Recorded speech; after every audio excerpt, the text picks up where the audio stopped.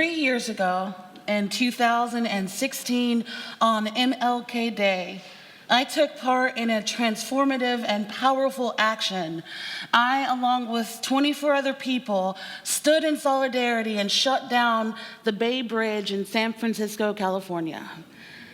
This was one of many actions that weekend, all of which under the umbrella banner of Reclaim MLK.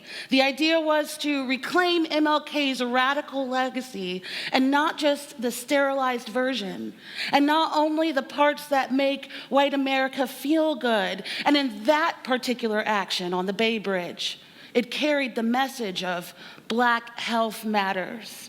Now, this was in response to the multitude of cases and issues nationally in which Black people have been systematically discarded, whether that be through malpractice from health professionals, food deserts, unfit drinking water, or general lack of access. This was also in part to reclaim MLK's prophetic message of economic injustice, and to challenge each of us to examine and re-examine MLK's intersectional message of race and class. So after being released from a very unpleasant time in jail that night, I found myself reflecting on all that came before me that got me to that moment. All that had to happen, all those who sacrificed and fought and were persecuted, the known and the unknown, not just MLK, but many others. All those that it takes to build movements, the poets and the artists, the militant as well as the meek, the political, the religious, the secular, the Audre Lordes and the Zora Neale Hurstons, the Thurgood Marshalls, the Malcolm X's, those obscure and those who are big, and the ones that no one has ever heard of. I am a fiber in a garment of destiny. And when our children's children ask me why I did it, why I stood for issues that maybe didn't touch me as more acutely as it does others, I can tell them that while the world was falling apart from incredulous injustice and people being regarded less than human, that I did not sit idly by, hoping that somebody else or someone else would save us all. That I knew that I wasn't on the outside of history, that I wasn't separate from what happens to somebody across the country. That I put my faith in the human spirit to rise and to resist, and that none of us is beyond saving because none of us is beyond grace. MLK's words are not frozen in time. They are not tepid echoes of a deity now gone from us. When we use his words, let us use his words as a living text, not separate from now. Not just sitting in history, not simple, not easy, not without fault, but breathing through us, organic and vital. Ministers in Birmingham told King he should stop preaching and agitating there because he was an outsider. They also told him to wait for a more opportune time. To everything there is a season, and a time for every purpose under heaven. In our broader culture, both inside and outside of religious spaces, we say these things. We quote these lines of Ecclesiastes most often when we are in need of comfort, or the assurance that the time for whatever it is that makes us afraid does not have to, strictly speaking, be right now. But as is so often the case with sacred texts, both scriptural sacred texts and cultural ones, both ancient and written in 1963, what is so often the case with sacred text is that when we really need them, when we really internalize them instead of just quoting them, we find that they have the power to goad us as much as they ever could have comforted. And that this goading is perhaps at the heart of the matter in the first place. To everything there is a season and a time for every purpose under heaven. There is a time to build up and a time to tear down. There is a time to cast away stones and a time to gather stones together. There is a time when the waiting is over, when the long pause in anticipation of the moment when everything will be clear becomes merely the new state of our being, the stasis that defines our waiting days. King was told over and over and over again to wait for the opportune time. He was told over and over and over again by clergy and lay leaders, by politicians and money managers, that the time was never right now. But some distant day, over some distant horizon, clergy quoted Ecclesiastes at him as a weapon in order to urge caution in the face of the storm, and he quoted it right back. When is the right time to resist today? Is it later, when the latest outrage has burned itself out? Is it earlier, some former day when our hearts were too raw to figure out which way to beat? Always, it is now. Because time travel, backwards into some distant past where we should have acted, or forward into some distant future where all the times will be opportune and all the notes will sound clear and bright and perfect and all the leaders we ever needed will have presented themselves at our doorsteps. Time travel backward and forward is not a luxury that the oppressed have at their disposal. We cannot go to some former age, nor wait for some future dawn. Then and now, the time for waiting has passed.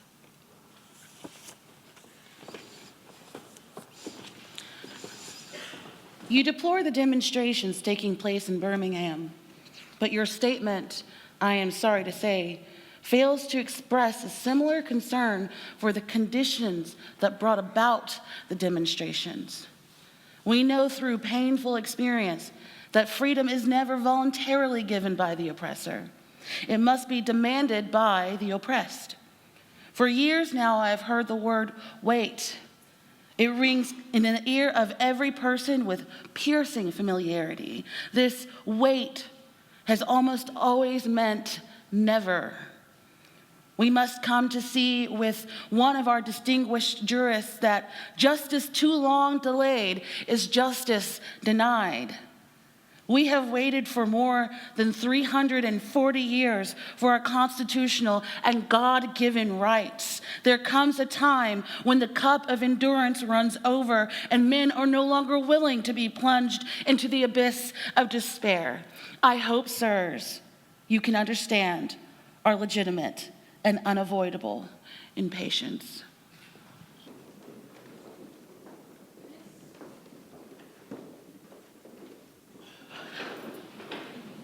This assembly has been declared an unlawful assembly.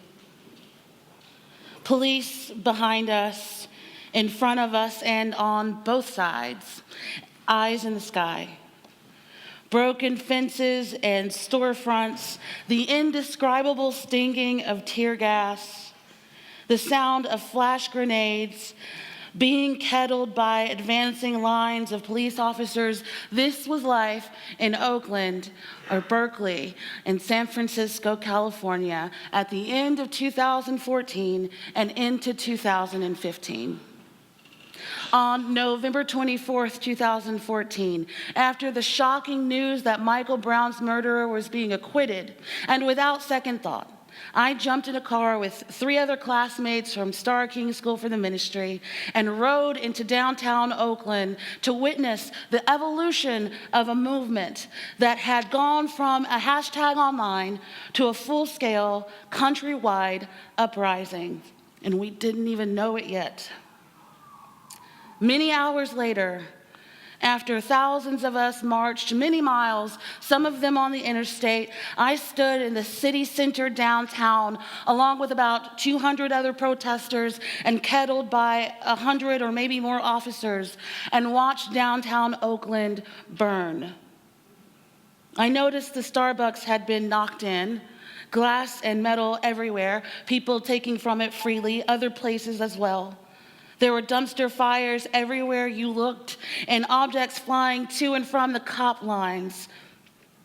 But there was also dancing and caregiving and strangers helping each other and sage and drums and chants of solidarity. And I only made it home that night because of the care of 3 strangers and my willingness to risk trusting them for no other reason than that I had just been in a fire with them and we had all made it out.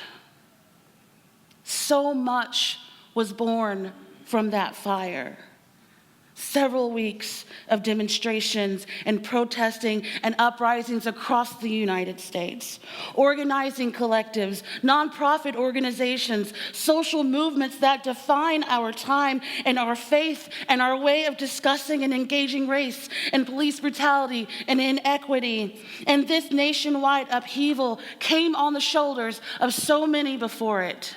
Ask Nat Turner, who led the slave rebellions. Ask the Black resistance that led the Haitian Revolution. Ask Martha P. Johnson, the Black trans woman who sounded the battle cry at Stonewall that started the movement to get us our rights as LGBTQIA people. Ask those on the secret path of freedom in the Underground Railroad. Ask those in attics and basements during the Holocaust, and ask those who hid them. None of it was ever legal. All of it was a risk. But where would we be without it? If they had been tame or complacent or had followed the letter of the law, could I even be here with you today as a queer, Black, humanist woman? And after the flames were extinguished, and I made it back to my dorm on that late November night, I knew that I had been changed. I knew that I had emerged a new person, and not because we followed every rule, but because we moved into our own place of becoming.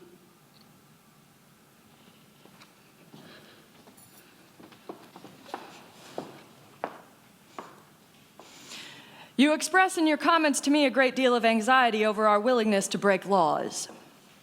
This is certainly a legitimate concern, since we are so diligently urging people to obey the Supreme Court's decision of 1954 outlawing segregation in the public schools.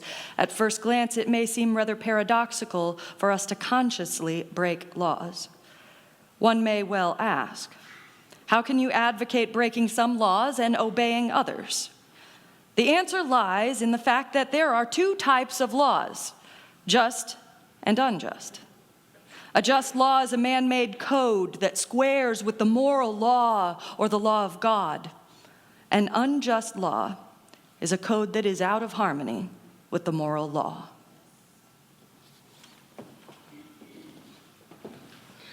King called us to see that the ones we revere from generations past were not quiet and gentle critics of their day, but extremists who dedicated the extremity of their devotion to the highest good.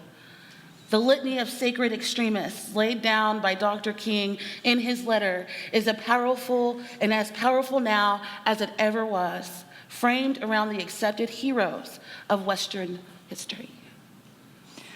Was not Jesus an extremist for love? Love your enemies, bless them that curse you, do good to them that hate you, and pray for them which despitefully use you and persecute you.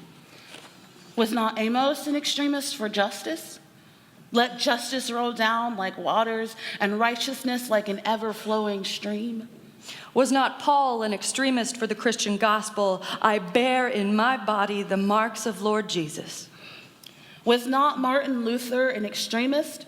Here I stand, I cannot do otherwise, so help me God.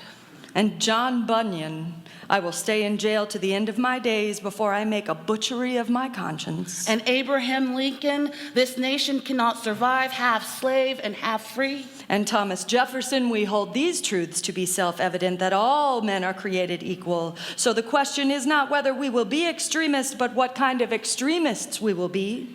Will we be extremists for hate or for love? Will we be extremists for the preservation of injustice or for the extension of justice?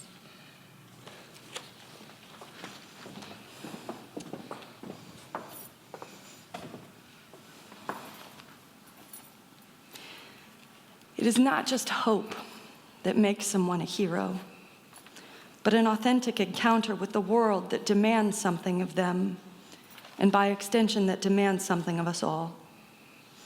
And when we speak of the prophetic ministry of Dr. King and the struggle of the movement, we fail to remember sometimes the deep, deep struggle of his own heart.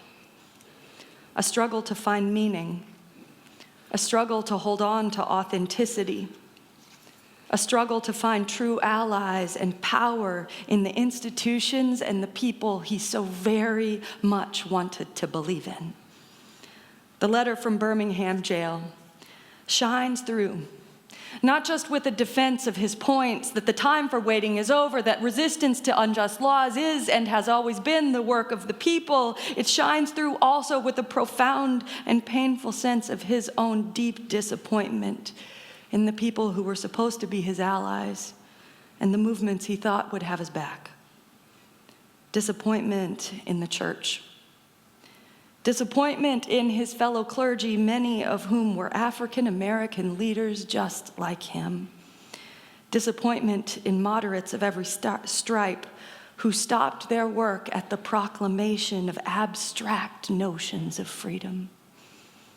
And you can't be disappointed in something you don't believe in the first place. You can't be disillusioned unless first you kindle that illusion in your heart. And so it was with Dr. King and his relationship to the church itself. His theology, you see, was shaped by Howard Thurman, who said that it was important that individuals who were in the thick of the struggle for social change would be able to find renewal and fresh courage in the spiritual resources of the church. And yet so often, those in the trenches of the good fight, those seeking to celebrate their own beauty, their own glory, their own dignity, could not find that renewal and refreshment, and most of all, could not find that courage in the church. And so today, we come together bearing not only his bright blessing, his hope and his challenge, but his deep and abiding disappointment in institutions just like us. Today we come together for courage. We come together to gather resources. We also come together to be reminded that there is work which is uniquely ours to do as people of progressive faith. Work that will not go away simply because we shy away from it. All those years ago, King declared that progressive congregations would lose all of their relevance unless they found a way to speak into the world instead of dwelling outside of it.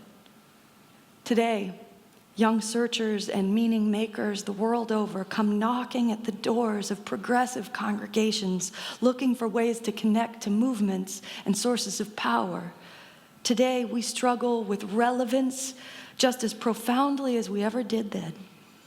And the words of King's letter, of disappointment in the church, in the moderation all around him, in the good people who were supposed to have his back, they sting just as much now, and they are no less compelling a call for our time.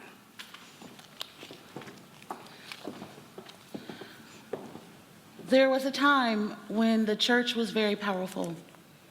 In the time when the early Christians rejoiced at being deemed worthy to suffer for what they believed. In those days, the church was not merely a thermometer that recorded the ideas and principles of popular opinion. It was a thermostat that transformed the mores of society. So often it is an arch defender of the status quo. Every day I meet young people whose disappointment with the church has turned into outright disgust.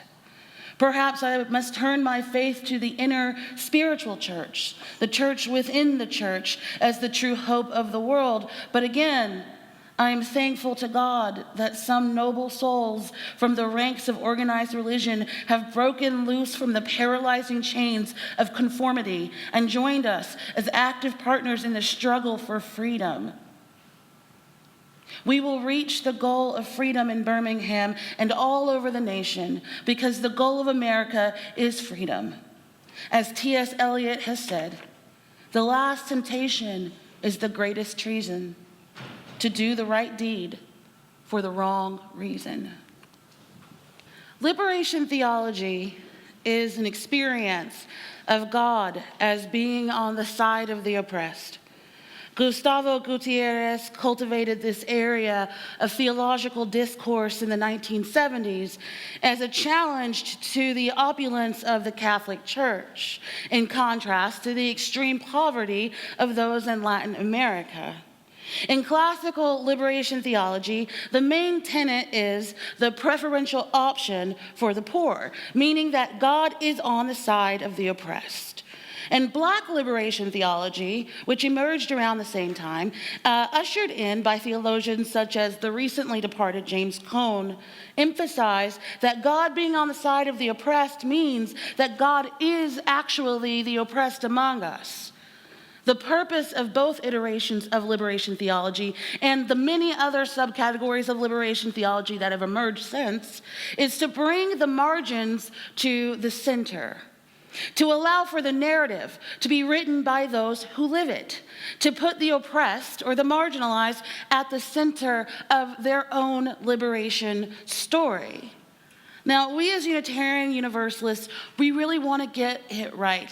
And by it, I mean anything from anti-racism to multiculturalism to multi-religiosity. We want to get it right. We want to figure it out and perfect it. And that's really important and that's great, but no matter what we do, if relationships aren't centered, we will make the same mistakes over and over again. I don't care how much knowledge we have, how much work we do. I don't care what protests we go to, and I don't care how many workshops that we hold. If we do not have relationships with those that we fight for, the fight will falter.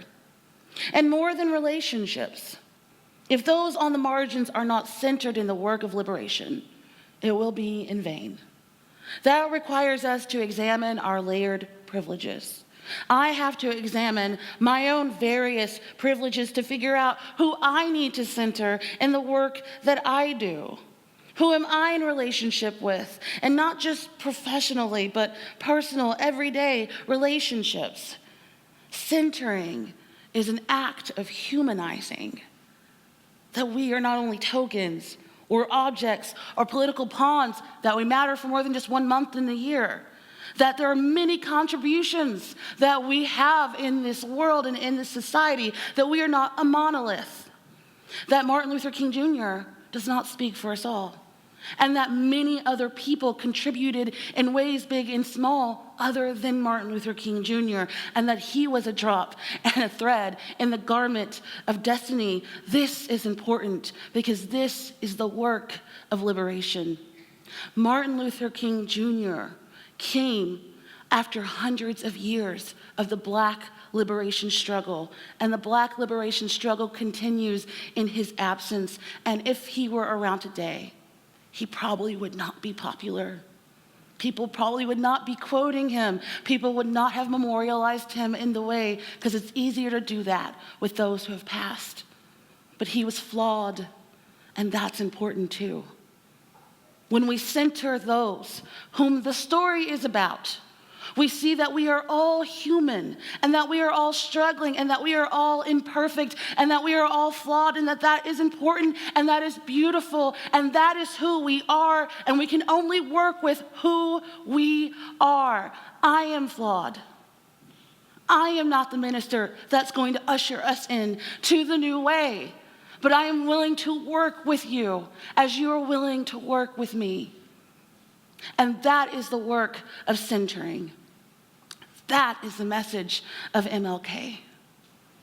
May we center that in our hearts and in our minds and in our worlds. And may we do the work of showing up for each other, examining our privileges, doing our own personal work to see when we need to step out of the way, when we need to lead, and when we need to follow.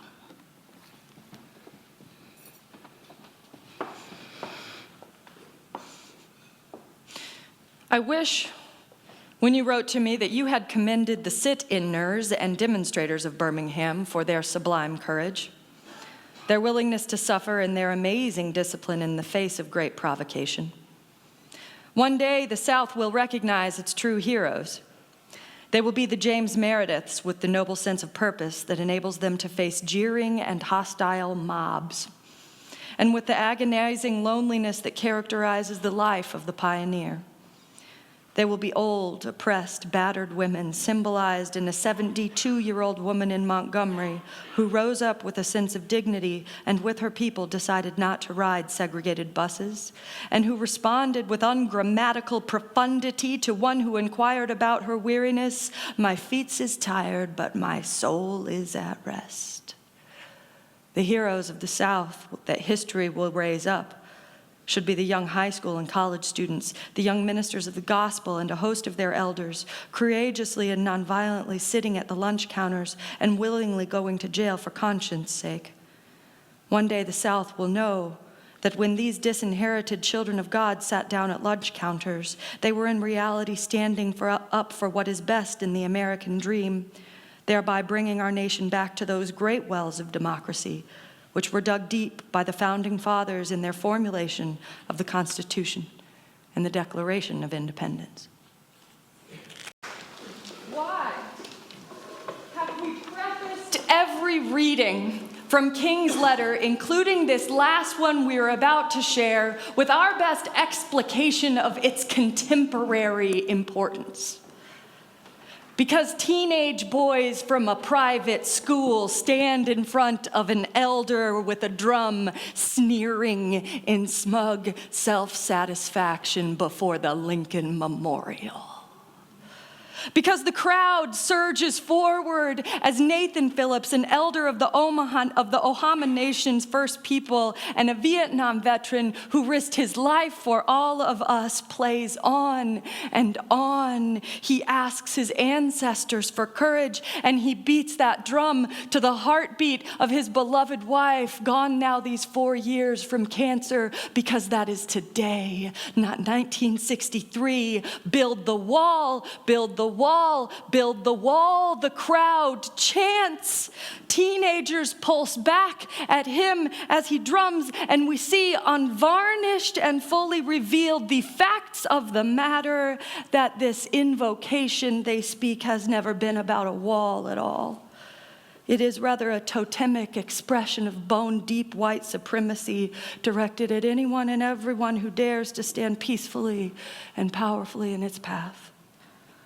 Lunch counters in Birmingham, Alabama in 1963. Crowds of angry teenagers outside a diner. They chant segregation now, segregation forever. Eyes flashing with that same familiar fire. Hearts beating to the same steady drum inside those lunch counter doors. Remember the ancestors, the brave ones thought. Lift up those lost. And though you are afraid, stand where you are in this place and beat on. Everything old is new again, because it was never gone in the first place. And the stories we tell are the stories we told, stories of hate and of resistance. The ancient hatreds out themselves over and over again, even as the ancestors speak and the message still rings. The promise of our democracy has not yet been realized, but neither has the work been foregone. It all comes back in the end. And in these days, it comes back again and again and again. To the world we must build not once, the light we must shine not once, but over and over and over again until freedom does ring in this land of the free. Oppressed people cannot remain oppressed forever. The yearning for freedom eventually manifests itself, and that is what has happened in America. So the question is not whether we will be extremists, but what kind of extremists we will be. For love or for hate? Will we be extremists for the preservation of injustice or for the extension of justice? We are in dire need of creative extremists. Now is the time to make real the promise of democracy and transform our pending national elegy into a creative psalm of brother and sisterhood. Now is the time to lift our national policy from the quicksand of racial injustice to the solid rock of human dignity. Oppressed people cannot remain oppressed forever. The yearning for freedom eventually manifests itself. And so the question is not whether we will be extremists, but what kind of extremists we will be. Will we be extremists for hate or for love? Will we be extremists for the preservation of injustice, for the extension of justice? Now is the time to make real the promise of democracy. We are each a thread woven delicately in a tapestry that holds our stories, both individual and collective. We are each a line written eloquently in a story that lives and breathes. We are each a masterpiece of creation, movable and yet somehow unmovable, still and yet alive with energy. May we live into the legacy, radical and challenging, soothing and powerful. And more importantly, may we let the legacy live through us, flowing in our blood and beating with our hearts like a mighty stream. May it be so.